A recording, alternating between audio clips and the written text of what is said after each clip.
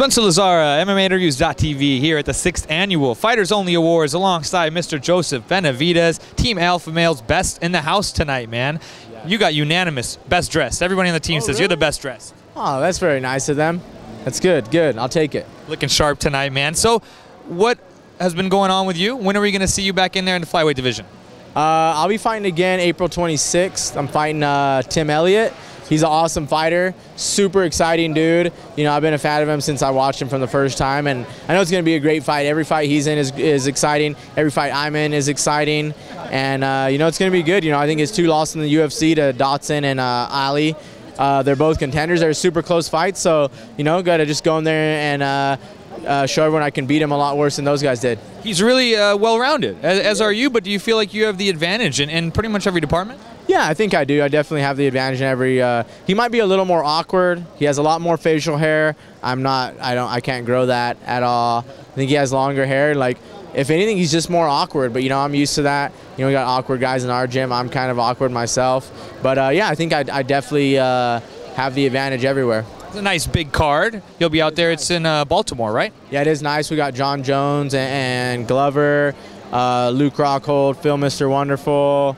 There's some great fights on the card, man, so it'll be good, man. I never fought in Baltimore, never been there, so you know, I'm expecting UFC fans to be just as great over there. It's going to be awesome to go, you know, show my hard work and put on an exciting fight for them. You and Uriah are sort of in that same boat now, you know, a little bit frustrating having lost to the champion twice. Do you feel like, though I asked him the same thing, do you feel like a couple more fights, you're still the top guy, you still deserve another shot at it? How does that work, you know, having lost twice? Yeah, you know, I feel with Faber, you know, the way the last fight stopped is, you know, his boat should be a little ahead as far as just getting another shot, you know. I think everyone knows they kind of did him a little wrong, you know, Herb Dean, and I don't think there's anyone in the world besides Renan Barão that agrees with the fight, that the fight should have been stopped.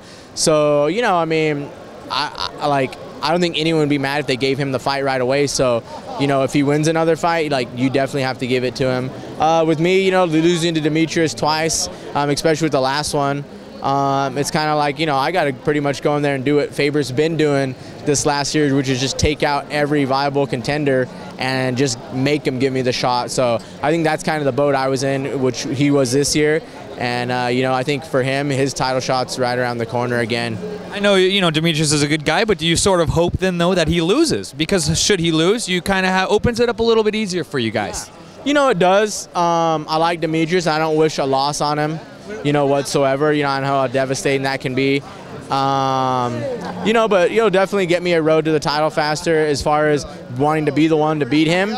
I think I can beat him, and I think I'm one of the only ones with the tools to beat him, and I would love to be the guy to do it. But, you know, this sport's crazy. You never know what's going to happen from day to day. I mean, you know, GSP retires, Anderson Silva, you know, breaks his leg. You kind of never know. So, you know, you just take it day by day and fight by fight. You know, we'll see who's out there. I think there's a lot of tough flyweights. You know, it's like, it's not the fact that people know the guys, but they're just as skilled. You know, the fact is people don't know them as good, but they're just as skilled, and there's just as good contenders in that division as any other. So maybe more. Yeah, so someone can go out there and beat him, you know, and we just might not know how tough the guy is yet because we haven't seen him as much. So, you know, I think it's going to – I think, you know, a loss is possible, and that would speed up the process. But if not, I'm planning on just beating everyone, you know, there is until I get another shot if he doesn't lose. So how does Team Alpha Male build on such a great year 2013? What can you do better in 2014? Just keep moving forward, man. I mean, I think we know we're all improving and learning. You know, we never really had a coach to come in and do, you know, what Dwayne's done, you know, and kind of take control and revamp our system like that. And